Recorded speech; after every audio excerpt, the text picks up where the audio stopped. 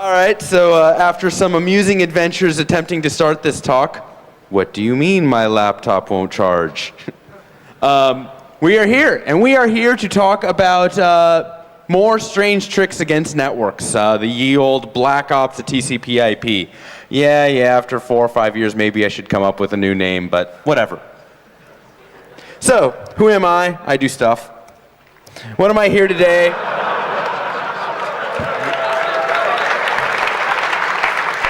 The slide is there for people reading. You guys get data. So what are we here to do? Like 5 seconds of MD5, bash on some IP frags, poison some name servers, mess with Sony, flood ginormous amounts of traffic across the entire internet, and by the way, pretty pictures. So, how many people here were here for my talk last year on MD5 collisions? You guys rock. So there's some updates. We actually have an MD5 collision generator.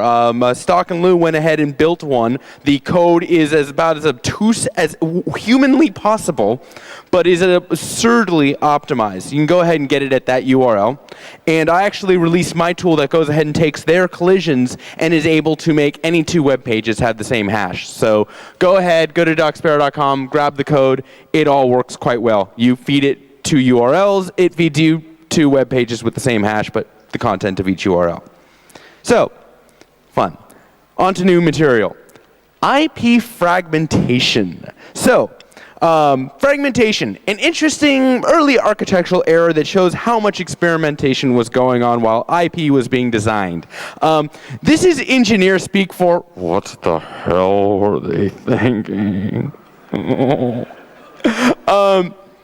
It's actually a general idea. You see this reinvented time and time again. The idea is, well, I've got some packet, and it's this big, and I've got this network, and it can handle packets this big.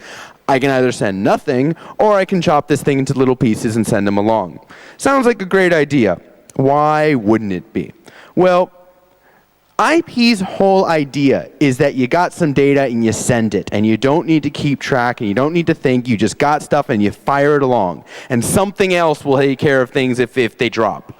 Well, the problem is with fragmentation. If you're sending fragments, whatever, I've got 100, I've got 5 fragments, I send them off, I don't care. But the receiver, well, he has to receive the first fragment. And there's a bunch of other fragments that may or may not come in some arbitrary order, may or may not come with some arbitrary overlap. There's about 1,000 different ways that a packet can be fragmented, and while over time all these ways resolve themselves, the receiver has to keep stuff in memory and has to dedicate resources and has to figure out which fragments align with each other fragments. It's a mess. It completely destroys the idea of IP being something that is fire and forget. You send, you receive, the entire world is at the packet basis. So there's a bunch of history here. Shockingly enough, using fragments was actually a great way to get around intrusion detection systems. Tim Newsham and Tom Patchak back in '98, this is 7 years ago, went ahead and came up with pretty much a classic in the security field called insertion, evasion, and denial of service, eluding network intrusion detection. And they basically destroyed the entire field of devices that claimed to be able to look on a network and see what traffic was going on. They did such a thorough job that pretty much for years and years, there wasn't another attack that was publicly found that they hadn't iterated across and was eventually implemented in Doug Song's frag router. So, I mean, really, they really did a rather thorough job. In fact, most of all of layer 3, most of IP and even TCP has been picked clean by the security community. It was really seeming like there was absolutely nothing else to find. So, me being someone who likes to try to find stuff, and there really wasn't anything left, I started thinking, well, is there possibly something?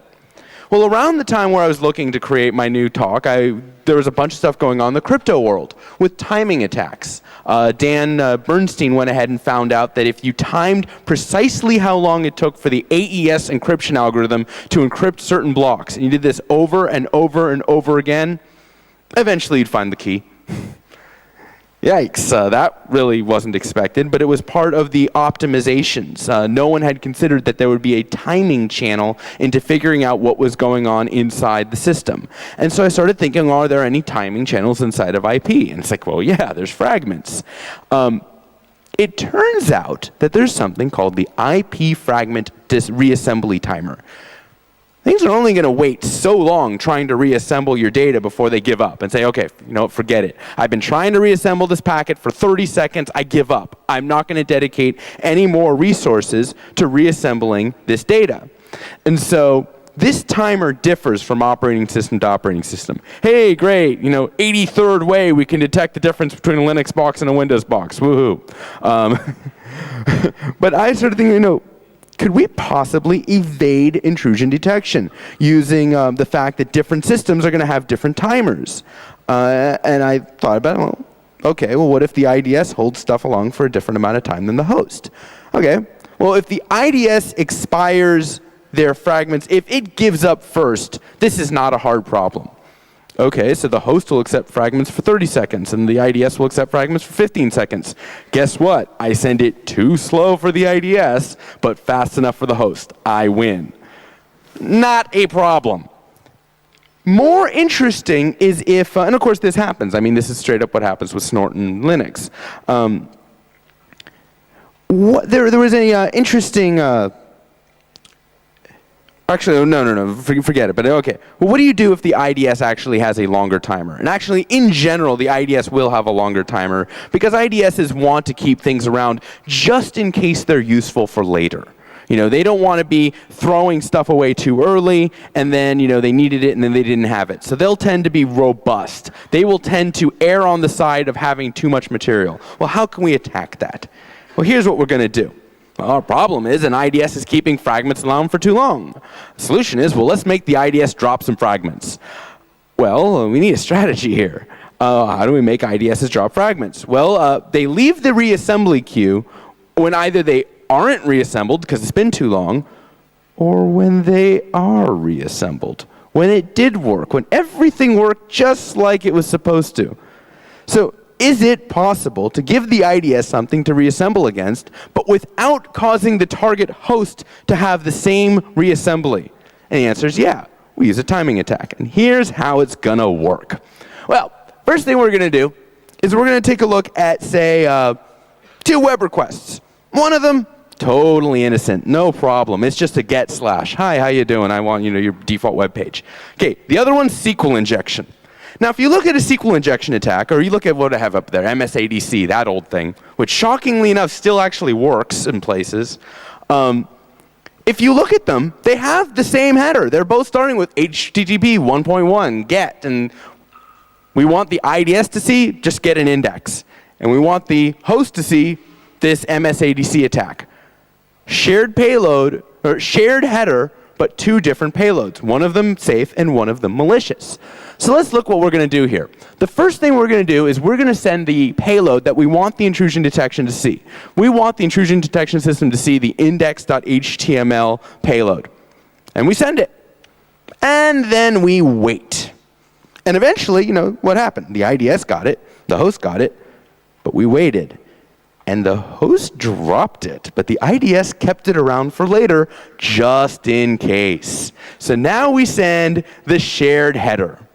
And what the IDS says is, well, it's got its header, and it's got its payload, reassembles just fine, no problem. But the host, it already dropped the innocent packet, so all it's got is a header. And so the host is just keeping that header around for later, just in case it's useful. We make it useful. So now we go ahead and we send the MSADC attack, and that payload attaches to the header, reassembles in the host, no problem. But what does the IDS do? Well, the IDS already dropped the header, so it doesn't reassemble anything. So, long story short, yeah, differential timers, bad thing. And I actually tried to draw a pretty picture of this. I'm not very good at hand drawing pretty pictures, let me tell you.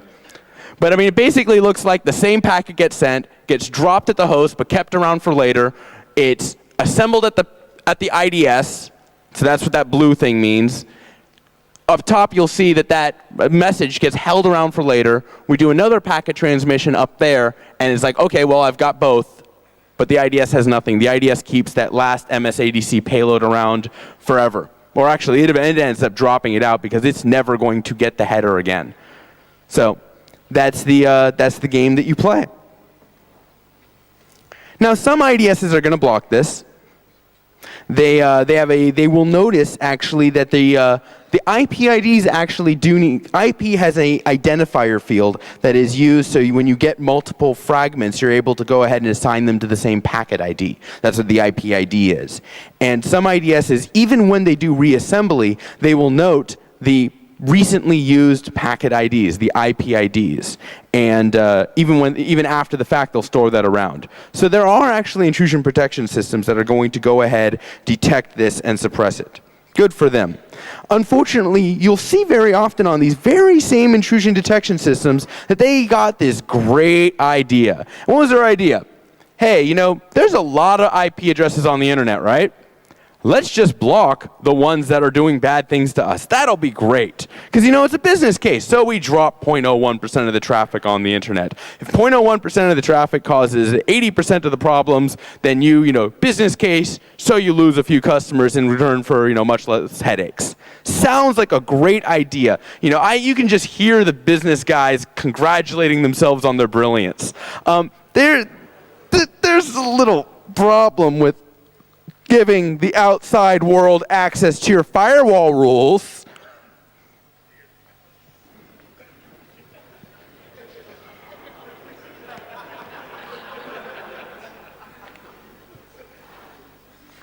It's amazing how much of the internet I could have killed the other month. Okay, really bad things happen if you can't access the DNS root servers. Like, DNS doesn't work. And if DNS doesn't work, kind of nothing else does. So, you know, I recently sent out huge amounts of name server traffic. I'll be mentioning some of the details about it later. But there are networks that just don't talk to me anymore because they're like, well, you flood traffic, and I should kill you for that. It's like, I could have pretended to have been the name servers, and you would have done that automatically. It's not a good thing. Now, here's the deal. Yeah, that's cool, but it's been talked about, it's been whispered about, it's kind of obvious, and here's the big problem with that attack from an attacker perspective. When the internet goes down, people tend to notice. So it's not going to be a long-lived, long-term effective attack. But there are other name servers besides the root servers. There's somewhere between 3 million and 9 million name servers active in the world. And these name servers actually can also be blocked. Now, I've been investigating DNS poisoning. That's actually what got me into doing a lot of this research in the first place. And I started thinking, is it possible, given networks that are implementing automatic network shunning, not to just turn off the internet, but to poison name server caches and selectively hijack network traffic? And the answer is, yeah. The general theme is to block communication between any two name servers. Now, you might think, okay, bad, you know, targeted denial of service. This ISP can't access this bank. No, it's much worse. Much worse is a DNS poisoning attack. If you have a situation where requests are going out, normally, let's say you're trying to be a bad guy and you're trying to fake your replies to a given site such that that site thinks that you're the name server and you're providing, you know, the IP address for a given name. You're going to try to, you know, beat the other guy. You're in a race with the other guy. But the other thing is the other guy has all the information he needs. He knows the source ports. He knows the transaction IDs. You have maybe this 100 millisecond window in which a request goes out and you have to get the right response back, and you have to get all your fields right, and you have to do this in a couple 100 milliseconds. Yeah, good luck. But if you go ahead and you cause an automatic firewalling of the other guy's name server, it's like you're in a race, but you kneecapped the other guy. He's like hobbling along, and you're just flooding traffic all day. You win. So The general idea for how that works is it turns out you can kneecap either side. You can either cause the servers to be unable to see the clients, or the clients to be unable to see the servers. Now, first model. Spoof malicious traffic from the client network to the server network. You'd have some podunk ISP, and you basically have a bunch of traffic that gets spoofed against the bank network. The bank eventually says, you're a business risk, I don't need to talk to you, stupid little ISP. Now the ISP is sending out all these requests, none of them are getting responded to, all the time in the world for fake responses to go ahead and get pushed in. In fact, because of DNS recursion, generally you can just go ahead and continually cause a name server to make outgoing requests, and thus with all these outgoing requests you have continual opportunities to get your fake responses in. And because you never have an actual successful response get through, you never have an issue where information gets into a cache, you just have permanent availability to keep on flooding. It ends up taking an average of 65,000 packets. Actually no, 32,000 packets if they have a fixed source port. So 32,000 packets, and you have hijacked an arbitrary institution. This is not good. And mind you, this is being brought to you by the power of crappy security technology.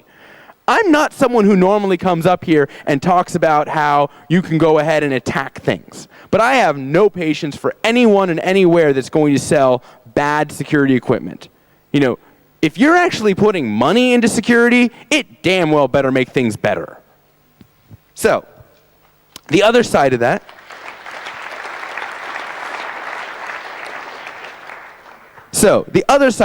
thank you, by the way, spoofing malicious traffic from the server network to the client network. This would be some ISP. It's like, oh my God, the bank is attacking us. Block, block.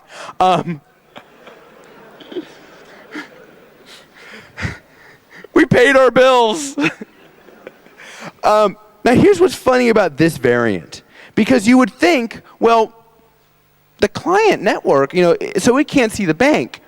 How come it can see your spoofed replies? Because wouldn't your spoofed replies also look like they're coming from the bank? Funny thing about DNS. See, you've got all these name servers, and sometimes they have multiple IP addresses, and sometimes they forget to send the reply to the same IP that you sent to. And so the name servers have all been written where they don't actually care who's talking to them. They just want to see the right IDs. So you actually get this hilarious little situation where everyone in the world can respond for the bank, just not the bank. Crap. So, moral of the story, do not give the world access to your firewall tables. Disable anything that even smells like automatic network shunning. So, how have I been getting automatically network shunned around the world? I got me a new toy. It's great. It's got a huge amount of bandwidth. It's like 170 gigabit. Turns out there's this network that deals with DDoS attacks, these prolexic guys. And they have a gigantic amount of spare bandwidth. Because the funny thing about DDoS is if they don't work, they don't continue. Because you're just wasting your money. So these guys basically have a network that eats DDoSes for lunch. They're a third-party firewalling service. They're awesome. And usually their bandwidth is not being used that heavily, so I get it. They've been very helpful. I worked with them on something called the Opti project a while ago to map the internet, and that actually was a huge success. I was walking around Vancouver, I'm like, that huge poster on the side of that building looks a little familiar. So I've been using their net to probe the internet's DNS infrastructure. Been working with some guys over at Cisco. Been working with Sebastian Kramer, who's actually, is he in the room? Sebastian rocks. Say hi to him later. And maybe you. I mean, I have a huge amount of bandwidth, and I'm out to do good things with it. So if any of you have an idea of what we can do if we, with real visibility into the network, let me know. I'll see what we can do. I've been doing exceedingly large-scale scans, every IP, every name server, everywhere, every country. Yeah, don't do this at home. Where'd my colo go? That'll happen real quick. I lost my colo in like a half hour when I tried this without special treatment. You will get complaints. You will get calls from scary-sounding places, as you should. This is behavior that normally precedes an attack. Why am I doing it? Because it kind of doesn't make sense to me that the bad guys should have better information than we do. I mean, I don't want to be running defense as an idiot. So I'm trying to collect use our one advantage as white hats, as good guys, as, we can go out there and we can make a bunch of noise and we don't need to hide because that's sticking me in prison. Cool.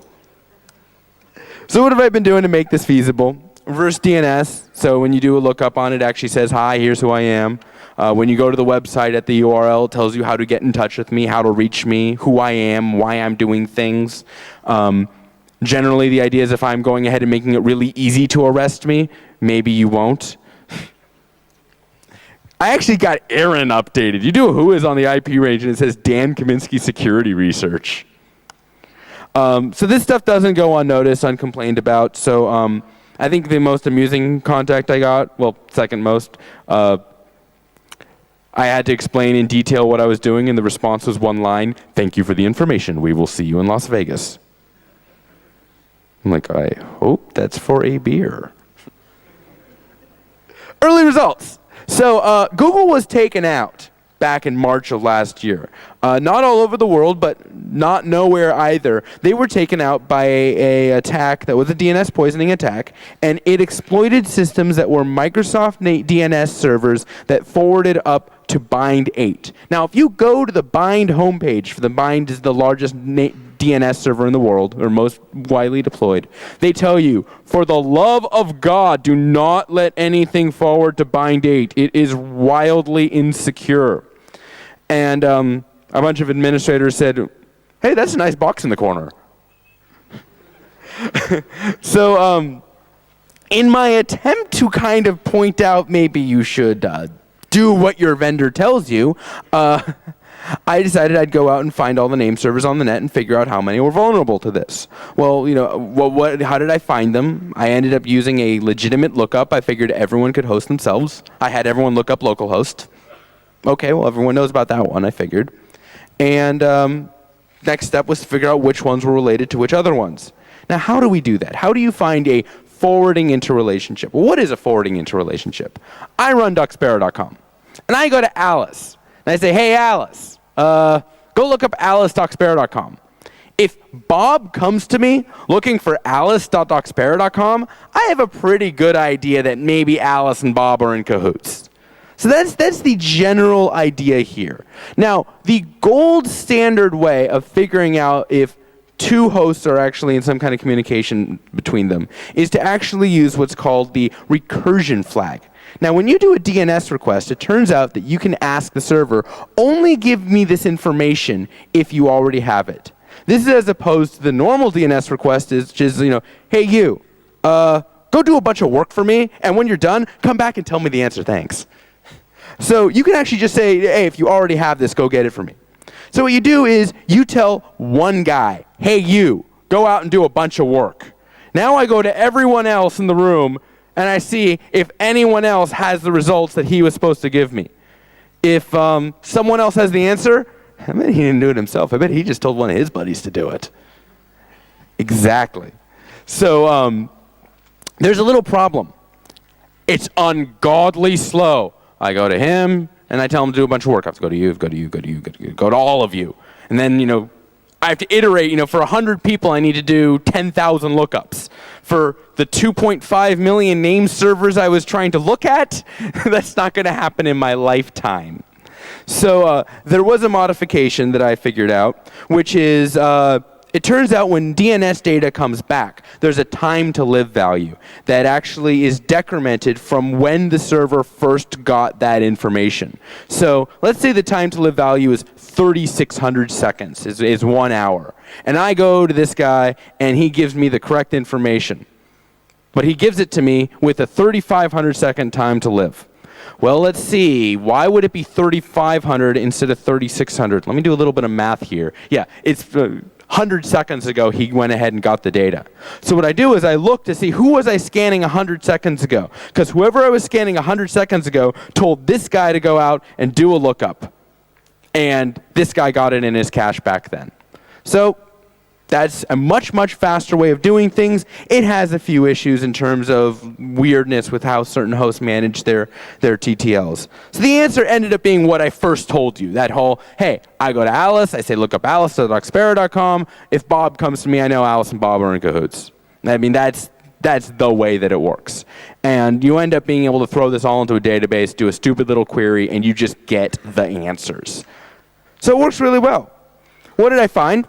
2.5 million named servers out there that actually were verified, that were reliably communicating with me. Reliably is odd. They tend to fly around a little. I went ahead and read, I was going to write a DNS fingerprinter myself, but there's a guy, Roy Arenz. Someone have a time, what time it is right now, by the way? Okay, good. Just trying to keep track. I have a lot of stuff to show you guys. They're pretty. So I was going to write a DNS fingerprinter, but it turned out completely unnecessary. Roy Arenz has written the DNS fingerprinting tool to use. It's called FPDNS. It's absurd. And yes, I ran it against all 2.5 million servers twice, once in July, once in November. And went ahead and figured out, well, here's what every IP's operating system is, and here's how every IP links to every other IP. So let's find every system that actually matches the Google case of forwarding to bind 8, and especially Microsoft forwarding to bind 8. Now, I didn't expect that many to be vulnerable to this problem. I mean, I figured forwarding relationships were kind of weird, obscure, rare, not 10% of the DNS infrastructure. Oh, crap. Apparently, lots and lots and lots and lots of places will have bind 8 forwarding to bind 8. 13,000 places will have Windows forwarding to bind 8. There was a total of 230,000 systems that had this vulnerable configuration. What the heck? So I'm actually working now on dealing with getting the information out. The problem with finding vulnerabilities on this scale is, let's say only 0.01% of the administrators out there would sue you into the ground for telling them that they had a problem. Let's see, 0.01% of 230,000 is me a small spot on the ground. So there's a lot of work going on to be able to do notification. There is some other stuff. I did find some evidence of DNS poisoning. This is funny. Reverse lookups. So anyone here know about, who here knows what a reverse lookup is? I love Europe. Holy crap. So for those of you who don't, normal DNS, given a name, get the number. Reverse lookup, given a number, get the name. Now, the actual mechanics for how reverse lookups work are actually very similar to DNS. You know, you have some hierarchy, you go from host to host to host to figure out, eventually you get to a machine that is able to do a reverse lookup for you, what's called a pointer lookup. Now, most of the time, your ISP is going to handle the reverse lookup for your particular name. Now, in this case, I am the ISP, so I handle my own reverse DNS, which means when I'm flooding traffic across the internet, when, say, some people are investigating who's flooding traffic across the internet, a bunch of them see me. So I found about 38,000 hosts that will actually automatically do reverse DNS lookup. Actually, no, a bunch of them were automatic and a bunch of them weren't. I'm not sure which were which, but I can say that I did see traffic from networks I ain't ever seen traffic from networks from. So, and it turns out it's even possible to figure out which IP addresses caused which at least automatic lookups by randomizing your source. So for the forensics people in the audience, guys, be really careful when you do reverse lookups, because you leak. Going a little deeper. So, most interrelationships are shallow. That was what I thought. Figured, you might have a bunch of machines that are talking to one guy. Or, might have like little stupid relationships. And, I was totally right. And like 40,000, actually no, in the majority of cases, if I ask Alice to go look something up, Alice goes and looks something up. Now, there are about 40,000 what are called connected graphs that are hosts that are in some kind of shared relationship with one another. And these 40,000 systems, this is pretty much what I expected. It looks like, see guys, this is why I wanted the lights maybe to be dimmable, but it doesn't matter, you can kind of see. You'll get like some little host in the middle, and then all these guys around will go out to it. And you'll get this guy and then all these guys. And you might have a couple clusters that communicate with one another. Nothing surprising. And there's that guy. Yeah. 220,000 node, 330,000 edge, 22 deep. There's a name server out there that if I send it a request, one of 1,000 different IPs comes back to me to service that request. I have no freaking clue what the hell this is. This is not supposed to exist in DNS. The data is really compelling, and pretty.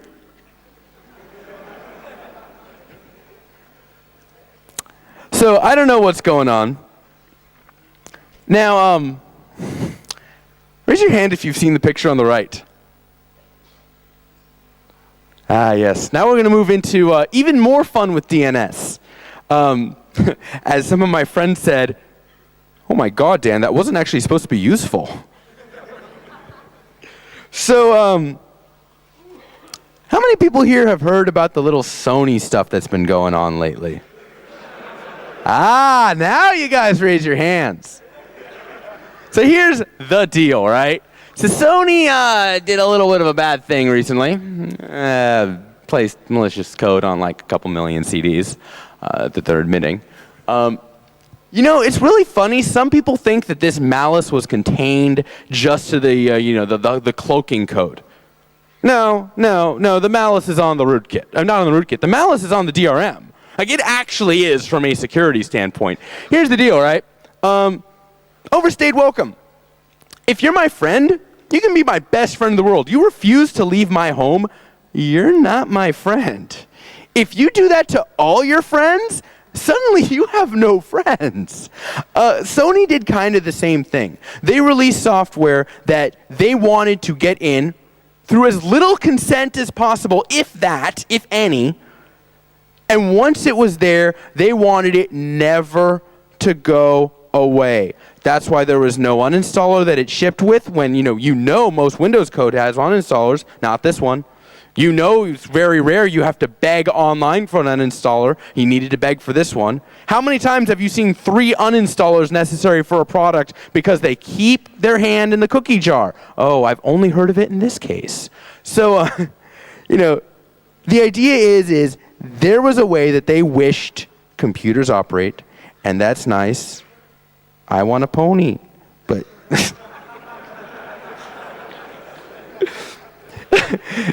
you don't get to go ahead and modify the entire computer infrastructure to be what you would like. And what was their solution to the claim? What was their solution to, people will want to get rid of this? Well, they won't want to get rid of it if they don't know it's there.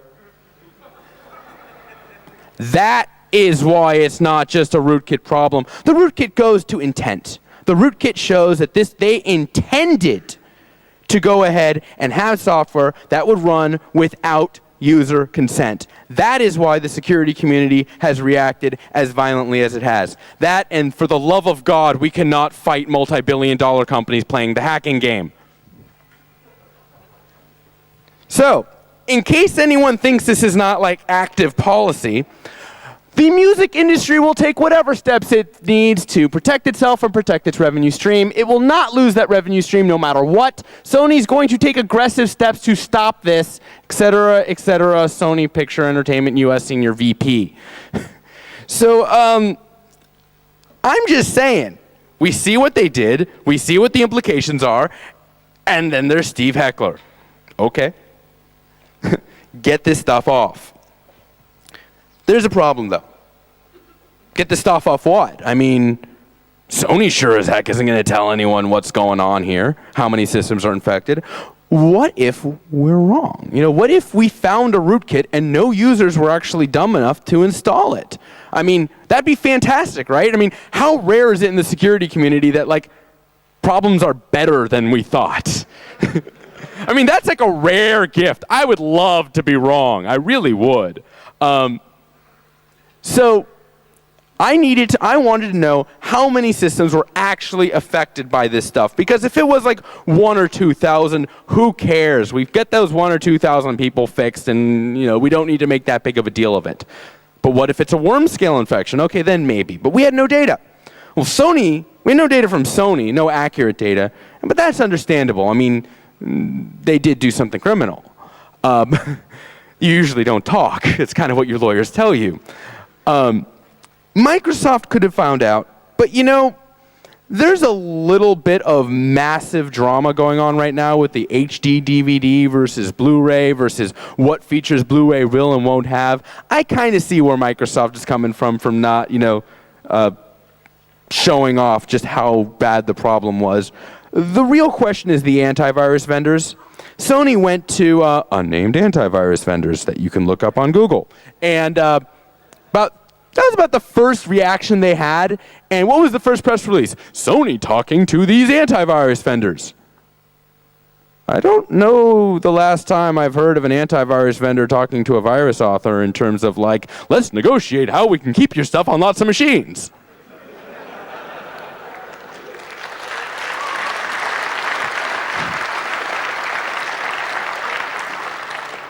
I don't mean to be rude, but that's not exactly what they pay them to do. I thought we figured this out with spyware. Keep our systems safe or go away. So what Bruce and I basically said it best. What do we do when the makers of malware are colluding with the very people we pay to protect us from malware? Rather than waiting for someone to finally give data, I kind of realized I can go get the data myself. So here's the deal, right? All disks with the XCP Aurora rootkit also had some code that went out and connected to Sony-owned sites, this connected.sonymusic.com address, among some other names. Now, the internet doesn't run on IP addresses. You can't just throw that in anymore. You can throw a name into the phone network. You have to have numbers. And that's what DNS gives you. It gives you these numbers. And so I thought about it. I'm like, well, you've got all these people, and they're doing all these lookups. And all these lookups are going to Sony if they've got the rootkit. And all these responses are coming back. These responses are cached just in case they'd be useful for someone else later. I wonder who else they might be useful for. Oh, yeah. If only I had, a list of every name server in the world. Yes. They could hear me cackling from several miles away. And even better, there's this mechanism, what I was mentioning earlier, the non-recursive lookup, that would go ahead and go get the data from the name servers only if it was already cached. So I wouldn't even be polluting the data set. Now, this isn't a method I created myself. Louis Grangia went ahead and wrote this fantastic paper, DNS cache snooping for fun and profit. And I looked at it and thought about it and was then like, let's do that a couple 100 million times. And back in November, I basically spent an entire weekend, I was partying and the computer was scanning, and every,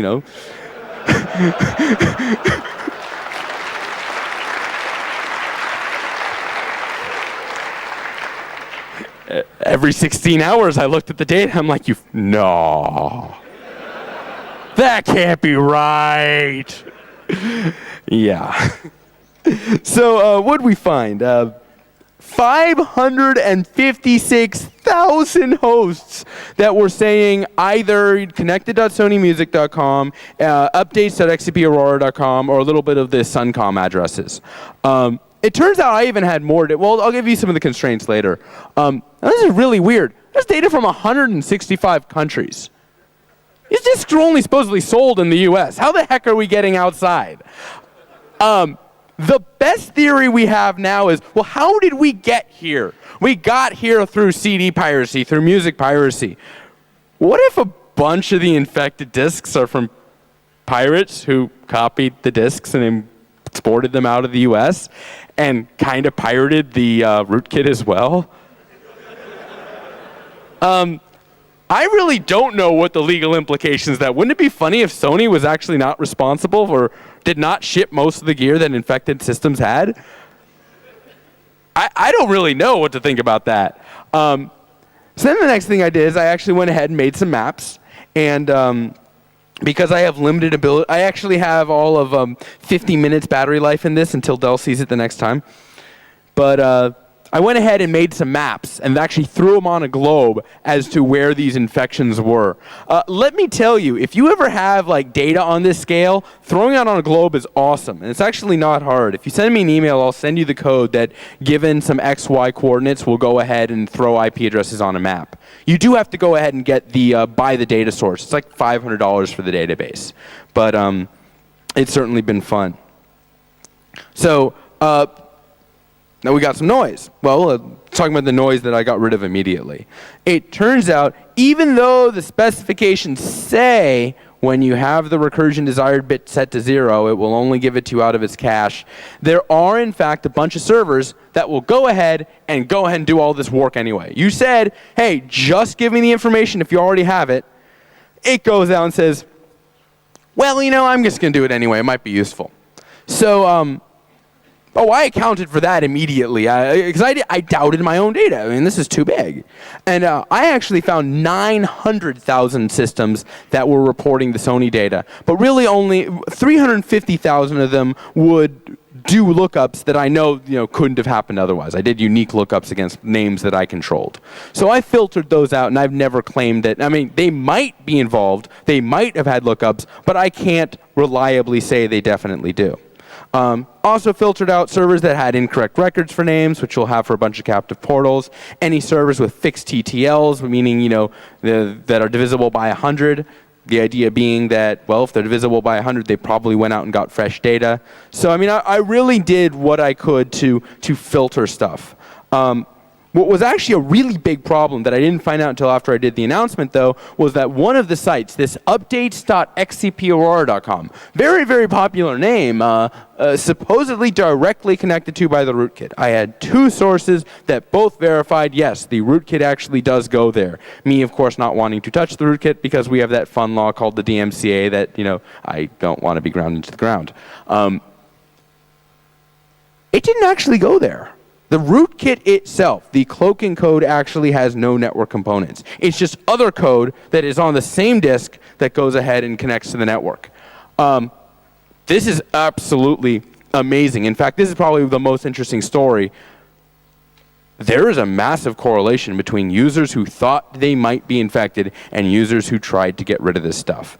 Whatever we thought about this being something that just scared the geek community, I don't think this much DNS traffic could have come from just geeks. This was a very big story that a lot of people really were paying attention to, and that's astonishing to me. Now, my data wasn't perfect. What was the thing to do? Well, let's get more data. So guess what, guys? You're the first to hear. I actually never stopped scanning. That was back in November. Gigs. Tens of I have like 85 gigs of compressed packet logs. Anyone says I don't have data, I can't even get the data to my home. It's on a DSL line right now.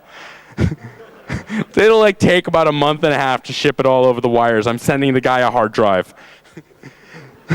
My database has 36.6 million records. It's awesome. So what did I end up finding through all these scans? I did go ahead and look at the Suncom Media Max stuff. Nowhere near as much deployment. So there are two addresses. This license.suncom2.com address, I only found 57,000 servers. However, the TTL on that data was set to 600. So I found 57,000 servers that had that data retrieved within the last 10 minutes. Cool. The other thing I went ahead and did was looked up anyone who knew about this Suncom2 address at all. It was called a DNS any lookup that says if you have any information on this, go ahead and get it.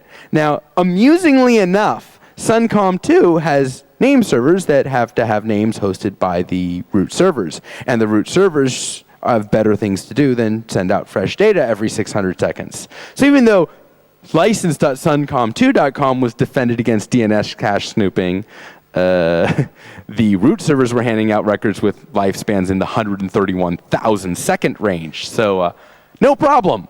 So I found about 115,000 servers that knew about something in the Suncom2 domain. Cool. But the real goal was to go ahead and get better information about XCP. And around December 15th, J. Alex Halderman, who's been one of the other big people who's been looking into the rootkit, sends me an email. And he says, hey, Dan. I go, yeah. He's like, hey, have you actually looked what happens if you have a Sony rootkit disk and you go to Sony? I'm like, no, I've been trying to avoid any of that. And anyway, they took it off the shelf. He's like, well, when you go and get it, it sends you back a redirect to xcpimages.sonybmg.com. Oh. So I went ahead and 10 minutes later started sweeps on XCP images. Not only that, there's also cp.sonybmg.com. Went ahead and started sweeps on that. Hey, look at this. I went ahead and, they're actually all tied to this UID field over at the top. Huh. That's a monotonically increasing number that seems to be kind of small. So I did about 2,000 wgets and got all the possible names. And what did I find? I found, hey, look, 52 IDs go to XCP images. What does Sony say? 52 disks have the XCP software. Sweet. 85 IDs had cp.sonybmg.com/XCP. I have no explanation for that. So what did I find from this data? Well, 362,000 name servers reporting XCP images. The name that is theoretically a perfect map to anything with XCP. Excellent, that's within an order of magnitude. 424,000 going to cp.sonybmg.com. Now this is actually kind of interesting. It took me like 5 or 6 days to go ahead and find enough servers to find 362,000 servers reporting XCP images. Okay. I had almost all 424,000 servers for cp.sonybmg.com. I had that in the first day. The really nice thing, by the way, of doing full packet logs is I have like a year's worth of data analysis that I can do on this stuff. So, and anyone wants to doubt me? Here's some data. So what's the conclusion here? So upon further extensive data collection, because, seriously, I wanted to know if I was wrong. It'd be like a Christmas present. Hey, guess what? The internet is safer than you thought. Excellent. Every available sign of data, the rescan, the reanalysis, the improved metrics, all go ahead and point at the direction of A, yes, this is a worm-scale infection with hundreds of thousands to millions of infected nodes. And B, and most mysteriously, this is absolutely an international infection. And I am going to talk about the banner ad for a second, because that's actually important. So let's look at what the country data is on this. We've got 142,000 infected or reporting nodes in Japan that report on this stuff. We've got 100,000 in the US. We have 70,000 in Europe. There's actually 4 name servers here in Berlin that actually reported back to me and said, oh yeah, someone from here went ahead and had the XCP software. This is with completely new data, completely new scans. I have no idea. Now, it's important to see the banner ad because the banner ad is actually excellent. When you put in an XCP disk, it goes ahead and tells you, yeah, sorry, we tried to hack your machine. It was there, it was possible. Ethics are for other people. And so, not all the things that went ahead, in fact, hopefully, a good portion of those that are now reporting XCP images actually went ahead and ran the uninstaller. Only Sony knows, but they're certainly not talking. What the conclusion was always trying to get back to is saying, is this something that's at the scale of 1,000 to 10,000 hosts, or is it at the scale of the hundreds of thousands to millions? And, the fact that to this day, this long after things have been taken off the shelf, after uninstallers have been put on, after all this is going on, that we're still seeing, this much traffic says absolutely. This is a worldwide issue. We need to treat it like we treat any worm and do, ask our antivirus vendor why they're not fixing the problem.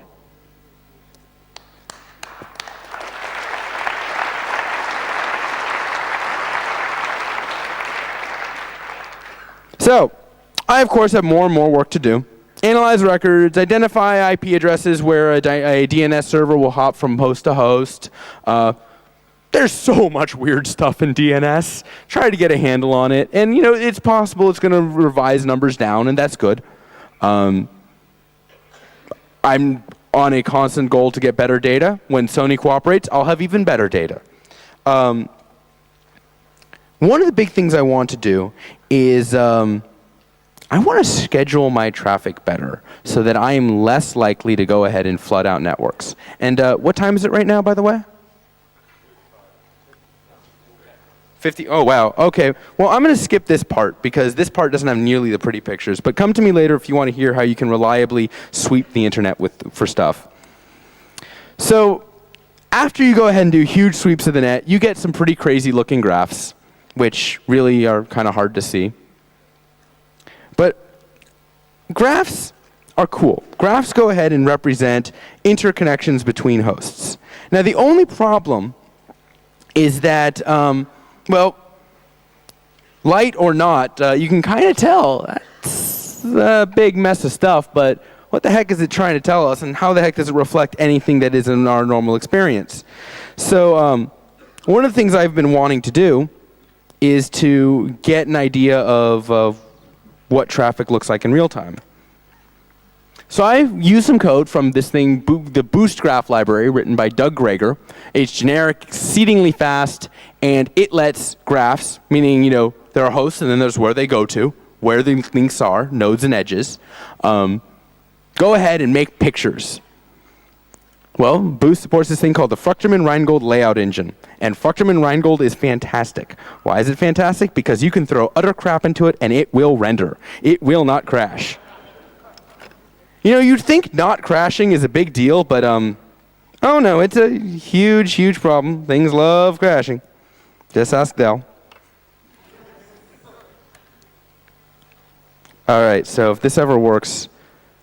Okay, long story short, we're on a really cool network here. It has a 10 gig pipe up for a conference. Dear God.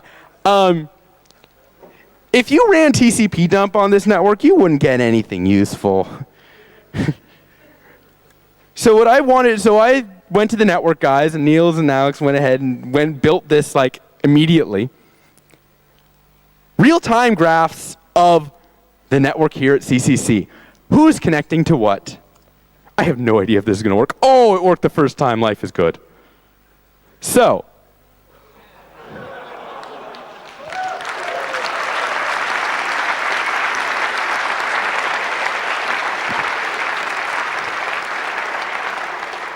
now, for whatever reason, I'm actually not getting that much traffic from, this is real traffic, this is live. I mean, oh wait, oh, sweet!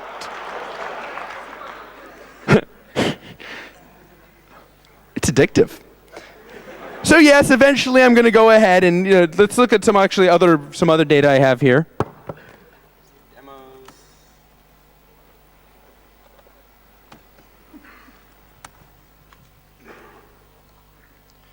So this is off a backbone. Actually, earlier today, this is exactly what the CCC network looked like, right? I mean, just huge amounts of these little clusters linking to each other. The input is so trivial, but I'll show it to you in a sec. We can actually put things in 3D.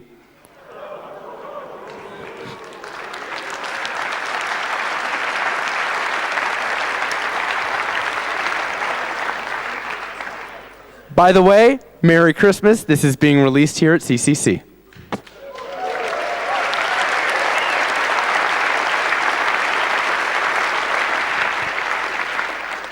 So, all right. Got to reserve what little power that thing has left. Oh, I'm going to have a fun call with Dell later today. I can't wait. So, static images. God, oh well. So, this is available. This is free. This is BSD licensed. Do whatever you want with it. And the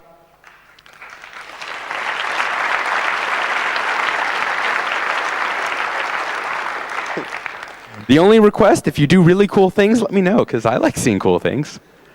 Now, The input is kind of hard. You might have a difficult time working with it. You have a text file, A, B. Yeah, you just basically stream text descriptions into it, and it figures out the rest. It'll go and, oh, I've never seen that node before. Let's go ahead and make a new one. It just does it. You know, I build this thing so I can SSH into remote hosts, run TCP dump, run it through a stupid little cut, and pipe straight in. It is a streaming graph visualizer. It is built to not suck.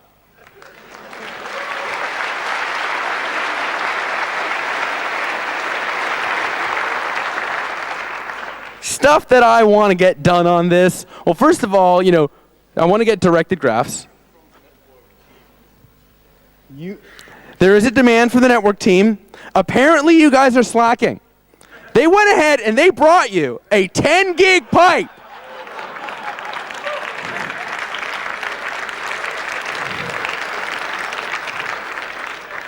You're just not going to deserve that fiber to the home if you don't go ahead and use fiber to the con.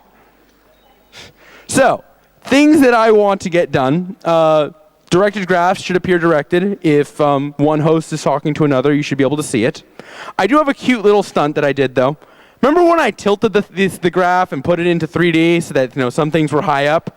Well, they could be high up, but they could also be down lower than the base plane. The idea is that the number of hops that something's going out to determined how high it was, and the number of things that was coming into a host was how low it was. So if you had, that's not commutative. If you have way more things coming in than going out, it's going to be below. Way more things coming out than going in, it's going to be high. So that was one way that I got some way to render that piece of information. But it really should be possible to see what direction links are going in. I really should be able to do comparisons very easily. Be able to say, well, here's a graph for all the BitTorrent traffic versus the port 80 traffic.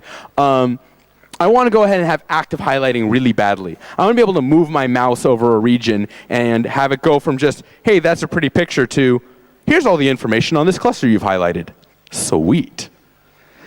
So there's a bunch of work that's going on here. I would very much like to work with people on this, especially demo scene people. Demo scene people see my poor OpenGL. Incidentally, the demo scene is awesome.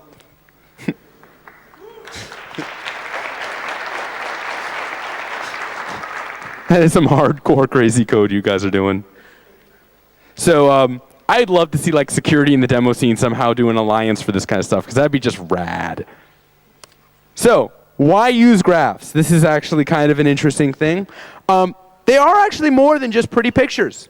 Now that we have all this data, in a graph formation, in an idea where I can do logical operations of, hey, this connects to this, connects to this, connects to this, connects to this. Remember I was talking about how it would be really nice to be able to schedule my scans so I don't take down networks by flooding too much traffic through them? Well, once I go ahead and can do large-scale internet scans and large-scale analysis of stuff with an awareness of all the paths that are available, I can actually start scheduling an individual transmission based on what the impact to the network is going to be from end to end. So I can go ahead and schedule all my outgoing DNS scans, all my outgoing network scans, and it will all say, hey, I want to make sure I don't get 15K a second more on any link, and I want to make sure I don't overload anything. And best yet, I can go ahead and now figure out what are the set of most useful hosts that it would be for me to start actively monitoring. Well, let's see. I go ahead and I have this entire topology in front of me, and I know if I go in that direction and I have a TTL of 8, I should get responses back from this particular host. If that host ever changes, the topology has changed on me. If those pings, if those responses stop coming back to me, I know I'm overloading traffic on that link, and I need to go ahead and rewind a certain number of packets. So what started as, let's get some pretty pictures going, has turned into, hey, wait, we have an entire logical organization here. Let's use it. So that's my stunts. That's what I'm working on. I was going to show you video over DNS stuff. Just believe me that it works. And if you have any questions, that's my email. And if we've got some time, let's chat.